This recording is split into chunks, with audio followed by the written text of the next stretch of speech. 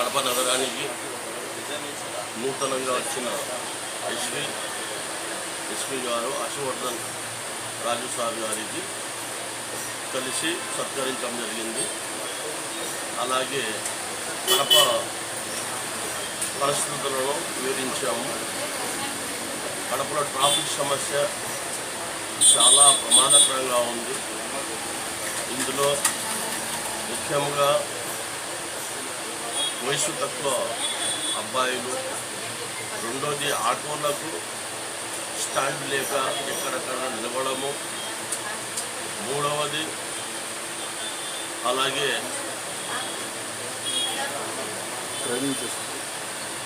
Speed driving చేయడము, ఇవన్నీ సమస్యలు. అలాగే ఈరోజు కూడా చూసాము మనం గడపలో ఎస్పీ గారు వస్తున్నారంటే ప్రతి సర్కిల్ కాడ ట్రాఫిక్ పోలీస్ కానీ ఉండి కంట్రోల్ చేస్తున్నారు. అలా ప్రతి రోజు కూడా అలాగే సర్కిళ్ళ దగ్గర ట్రాఫిక్ పోలీస్ ఉంటే దుర్ఘటనలు జరగవు.